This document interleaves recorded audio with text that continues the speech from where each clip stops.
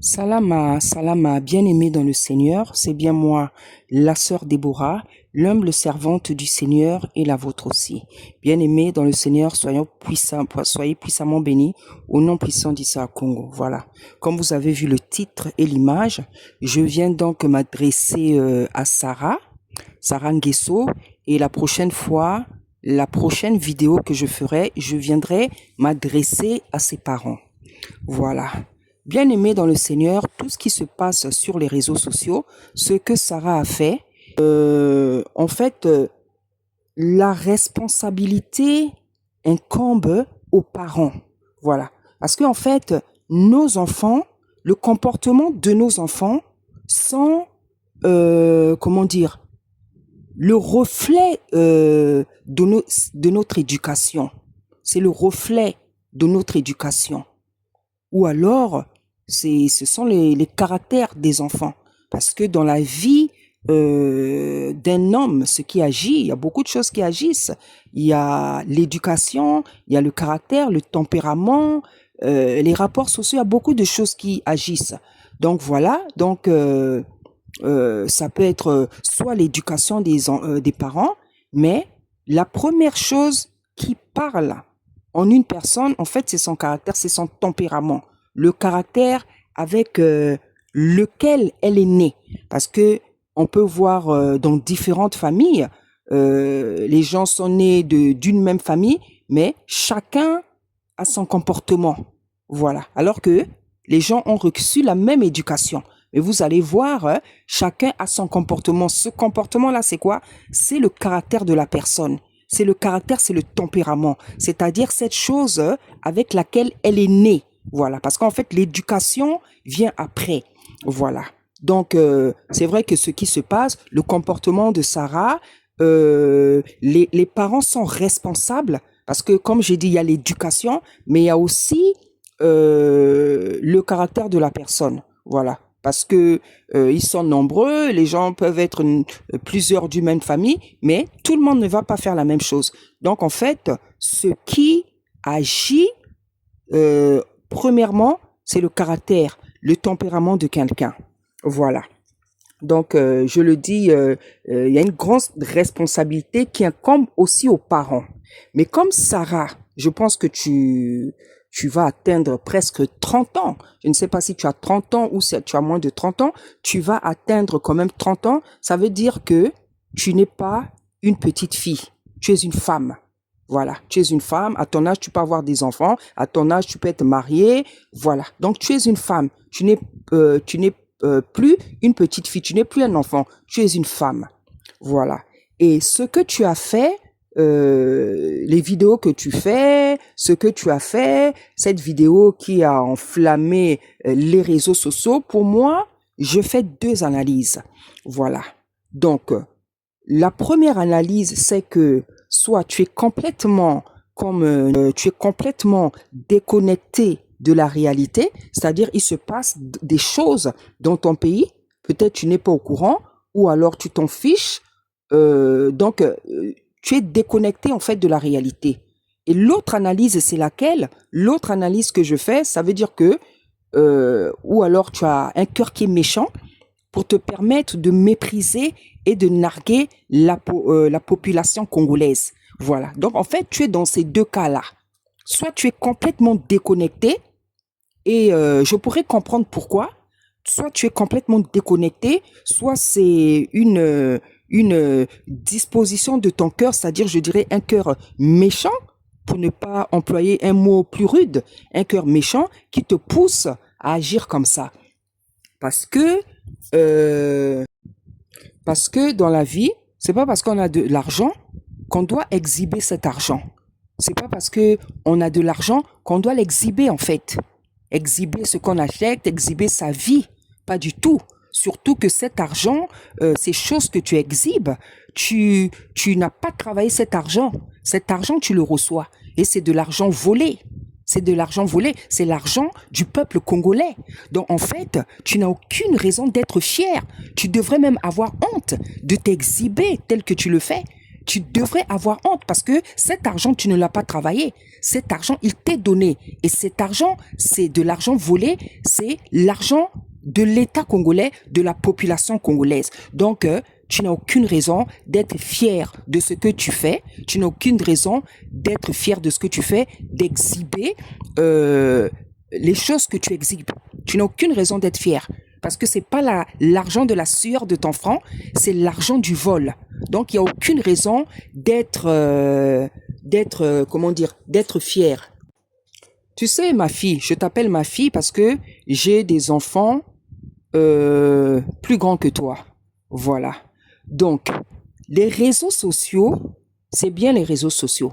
Les réseaux sociaux, c'est bien pour éduquer les masses, pour amener un contenu éducatif, un contenu qui impacte la vie des gens. Voilà. Des contenus qui impactent, qui donnent la joie aux gens, qui donnent la force aux gens, qui motivent les gens, qui inspirent les gens, qui éduquent les gens. Voilà à quoi doivent servir les réseaux sociaux. Toutes les personnes qui font des vidéos dans les réseaux sociaux pour montrer leur beauté, pour montrer leur journée, comment ils sont en train de manger, d'autres pour manger, pour montrer leur vie. Tout ça, c'est pas normal. Non. Les réseaux sociaux devraient servir à emmener, à exploiter, à faire découvrir des talents que Tata Nzambe t'a donné. Voilà. Ton intelligence, ta sagesse, ton art, ta cuisine. Voilà. Quelque chose qui motive, qui inspire, qui impacte. Quelque chose que les autres peuvent reproduire. On devrait inspirer. Voilà. Donc, les gens, par exemple, qui se filment en train de manger, qui font ce que toi, tu fais là, pour moi, ils n'ont rien à faire sur les réseaux sociaux. Parce que je pense que les réseaux sociaux n'ont pas été créés pour que chacun, en fait, vienne déposer, comment dire, des choses inutiles, en fait, qui n'apportent rien à personne. Voilà. Des choses inutiles qui n'apportent rien à personne. Tu sais, ma fille, ce que tu fais là, soit tu t'ennuies, comme j'ai vu dans une vidéo, voilà. Parce que quand tu travailles pas, tu t'ennuies. Parce que la Bible dit que le trésor de l'homme, c'est l'activité. Voilà. Un homme, pour être épanoui, pour être heureux, pour se sentir bien, il doit créer. Parce que l'homme a été créé à l'image de Tata Nzambe. Tata Nzambe l'a dit dans sa parole, créons-les à notre image et à notre ressemblance. Et Tata Nzambe, il n'a fait que créer des choses. Il a fait, depuis qu'il est Tata Nzambe, il a créé le ciel, il a créé la lune, les hommes, les animaux, les papillons, il a tout créé. Donc, c'est pour ça qu'on l'appelle le créateur. Parce qu'il n'a fait que créer et il continue qu'à le créer. Donc, étant donné qu'il a formé, il a créé l'homme à sa ressemblance et à son image, l'homme aussi a donc cet instinct de vouloir créer et de créer des choses. C'est pour ça qu'il dit dans sa parole, il dit que le trésor de l'homme, c'est l'activité. Parce que quand un homme ne crée pas, il peut tomber malade. Il s'ennuie et l'ennui, ça emmène la dépression. Voilà. Donc, ce que tu fais, c'est peut-être parce que tu n'as pas de travail. Donc, tu t'ennuies. Parce que les vrais riches, parce que dans tes vidéos, tu exhibes ton argent, tes richesses, ta vie, comme si tu étais une personne riche. Tu n'es pas une personne riche, Sarah. Tu n'es pas une personne riche. Parce que l'argent que tu dépenses là, c'est l'argent de l'État congolais. C'est de l'argent volé. Donc, c'est pas ton argent, c'est pas l'argent de la sueur de ton front. Donc, tu veux montrer une vie d'une personne riche, tu n'es pas riche. Parce que cet argent ne t'appartient pas. Je vais te dire les vrais riches, comment ils se comportent. Les vrais riches, ce qu'on appelle les vrais riches, c'est des gens qu'on voit en fait rarement. Pourquoi? Parce qu'ils sont tellement occupés avec leur richesse, avec leurs milliards, ils n'ont pas le temps de sortir à n'importe quel moment. Les vrais riches, tu ne les verras même pas sur les réseaux sociaux. Parce qu'ils sont occupés, ils ont tellement d'argent, ils sont occupés à faire des vraies choses, des œuvres caritatives, construire des entreprises dans les nations, pas seulement dans leur pays. Ils font même des choses dans d'autres pays, dans le monde entier. Parce que tellement ils ont de l'argent qu'ils ont gagné à la sueur de leur front. Donc, ils sont tellement occupés à faire des choses, à construire des choses, à réaliser des choses. Ils n'ont pas le temps. La mentalité d'un vrai riche, il n'a pas le temps de venir s'exposer, de s'exhiber, de montrer ce qu'il fait, comment dire, sur la toile. Quand il vient montrer un produit, c'est quand le produit est fini. Et ce produit-là, en général, ça apporte quelque chose aux gens dans la société, dans le monde. C'est ça la mentalité d'un vrai riche et c'est comme ça que les riches se comportent. Un riche, un vrai riche, un millionnaire, un milliardaire n'a pas le temps. Hein? Souvent, les gens qui sont sur les réseaux sociaux, là, c'est des gens qui se cherchent encore. C'est des gens qui se cherchent encore. Voilà. Donc, ne cherche pas à nous montrer comme si tu étais riche parce que tu ne l'es pas. Et comme je te dis, les vrais riches, c'est des gens, tellement ils ont l'argent, ils n'ont pas le temps. En fait, ils ont des activités plus élevées que ça, que de venir se montrer sur les réseaux sociaux. Et les vrais riches, ils ont tellement d'argent que ils ne cherchent pas à montrer qu'ils ont de l'argent. Parce que leur compte en banque explose tellement, il est tellement rempli, ils n'ont pas le temps. Le riche ne cherche pas à prouver qu'il a de l'argent. Le riche crée des choses, cherche à changer la société, cherche à changer les choses, les situations. Voilà. Voilà le désir du riche, le vrai riche. Il ne cherche pas à démontrer quelque chose parce qu'il sait ce qu'il a dans son compte et il sait comment il vit. Donc, en fait, il ne cherche pas à démontrer quelque chose. Il cherche plutôt à produire pour emmener un plus dans la société, pour emmener un plus dans les familles. Voilà le comportement des vrais riches. Voilà la mentalité d'un vrai riche. C'est quelqu'un qui ne cherche pas à se faire voir parce qu'il sait ce qu'il y a dans ses poches, il sait ce qu'il y a dans son compte en banque, il sait comment il vit. Et tu verras dans la vie sur la terre, les gens les plus riches, souvent en général, ils s'habillent même très simplement. Ils s'habillent très simplement et c'est même rare de les voir en fait. On entend parler seulement d'eux, mais c'est rare de les voir parce qu'ils ont des activités tellement élevées. Ils sont dans un autre niveau. Voilà. Les gens qui viennent pour venir montrer par exemple leurs choses, leurs sacs, leurs habits, des choses, ça c'est des petits standards ma chère. C'est des petits standards. Dans la vie en fait, quand tu cherches à montrer quelque chose, ce que tu as, c'est des petits standards. Et en fait les riches, ils n'ont pas ce temps-là et ils n'ont même pas cette mentalité. Parce que être riche, c'est aussi une mentalité. Le vrai riche, il a des manières. Le vrai riche, il a un comportement spécial, une attitude spéciale. Parce que c'est des gens qui ont reçu une éducation. Regarde par exemple les rois, les princes d'Angleterre. Ils ont reçu une éducation. Il y a des choses qu'ils ne peuvent pas faire. Parce que dans le milieu de l'aristocratie, de la noblesse, on vous éduque pour bien vous comporter dans la vie, dans la société. Parce qu'en tant que prince, en tant qu'enfant d'aristocrate, de riche, il y a des comportements que vous ne pouvez pas avoir. Vous ne pouvez pas vous comporter comme tout le monde en fait.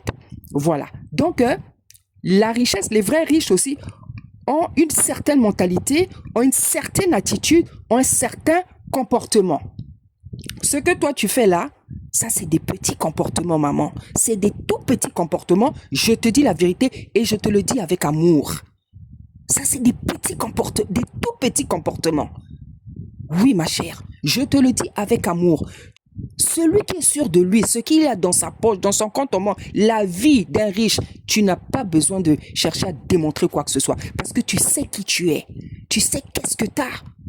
Tu sais quelle est ta force de frappe dans la société. Tu ne cherches pas à montrer ce que tu as en fait.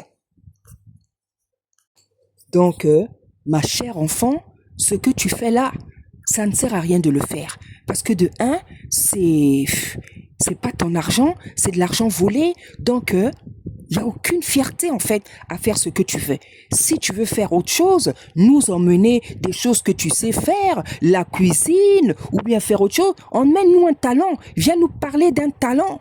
Voilà, si c'est ton intelligence, viens exposer ton intelligence, si ça peut aider les gens, viens donner des idées, viens changer la vie des gens, viens apporter quelque chose. dans la société, à l'humanité, par tes talents, par tes dons. Voilà ce que Tata Nzambe nous demande dans la vie. Tata Nzambe ne nous demande pas d'exhiber nos richesses, c'est pas ce qu'il nous demande. Et il a même horreur de ça. Il a horreur de ça. Tes parents qui sont des... Ça encore, c'est un autre problème. En tout cas, tes parents qui lisent la Bible, ils vont te donner un exemple. Ils pourront te donner un exemple que je confirme. Le roi Ézéchias, c'est ce qu'il avait fait. Il avait exhibé ses richesses. Et Tata Nzambe n'avait pas apprécié. Il n'avait pas apprécié. Il n'aime pas, comment on appelle ça, les comportements ostentatoires. Il a horreur de ça. Il n'aime pas ça.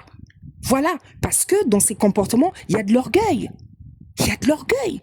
Tu cherches à démontrer quelque chose. Il y a de l'orgueil.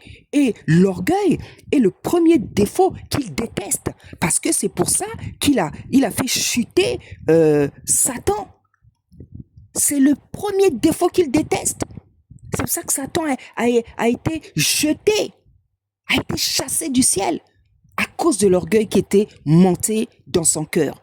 Et les comportements ostentatoires, il y a de l'orgueil. Parce qu'en fait, tu cherches à démontrer. Dans la vie, on ne doit pas chercher à démontrer quoi que ce soit. On doit montrer ce que le Seigneur a mis en nous. Voilà. Il y a une différence entre montrer et démontrer.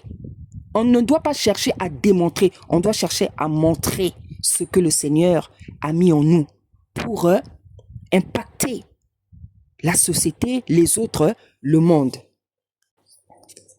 J'ai entendu dire que tu étais très intelligente, beaucoup de choses comme ça. Je n'en doute pas, ma fille, je n'en doute pas. Mais je veux t'apprendre quelque chose parce que j'ai fait de la psychologie et je veux t'apprendre certaines choses. Peut-être que tu le sais, mais je veux me permettre de le dire en fait. Dans la vie, il y a plusieurs intelligences.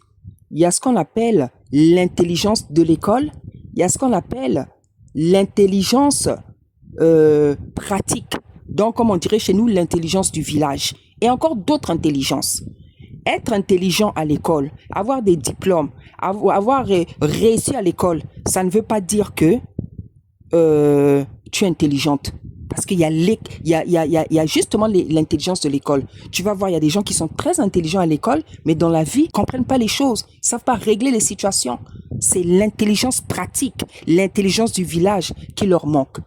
Donc, si tu as fait des grandes études, tu es intelligent, tout ça, l'intelligence de l'école ne suffit pas. L'intelligence la plus importante, c'est l'intelligence pratique. C'est l'intelligence pratique. Parce que l'intelligence pratique te permet même bien de te comporter dans la vie, de ne pas choquer les gens. Parce que c'est une intelligence qui te dit que non, ce comportement-là, il n'est pas bien. Or, à l'école, tu n'apprends pas ça. À l'école, tu vas apprendre le français, la littérature, l'anglais. Voilà ce qu'on apprend à l'école.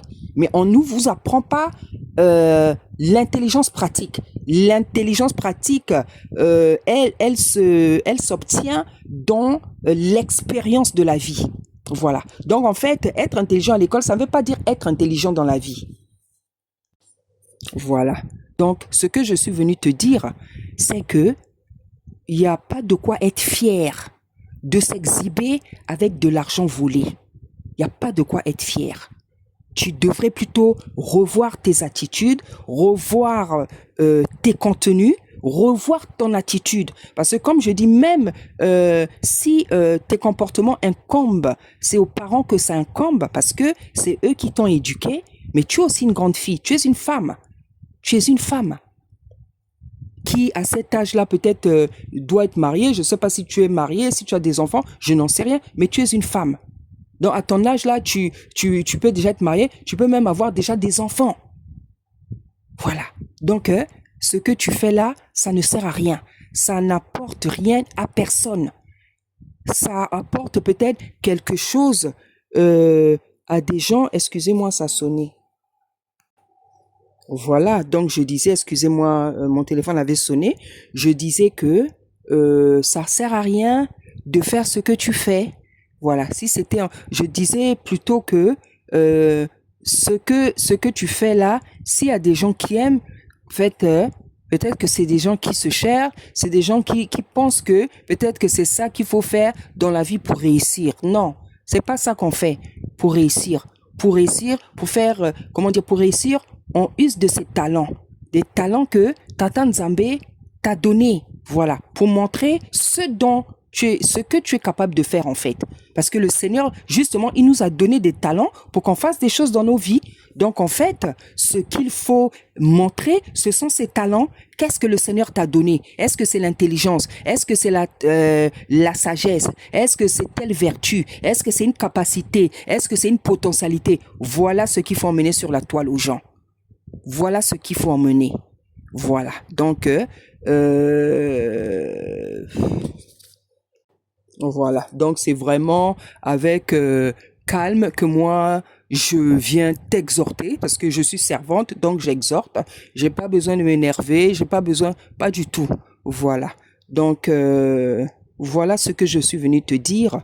Donc, reprends-toi, parce que, voilà, reprends-toi. Et le prochain message que je donnerai, je viendrai m'adresser à tes parents. Voilà, donc à Monsieur Willy Nguesso et à Madame Claudia Nguesso, parce que le comportement que, comment dire, que Sarah affiche, il y a une responsabilité de votre part. Voilà, il y a une grande responsabilité de votre part. Donc, bien-aimés dans le Seigneur, soyez puissamment bénis au nom puissant d'Issa Congo. Merci.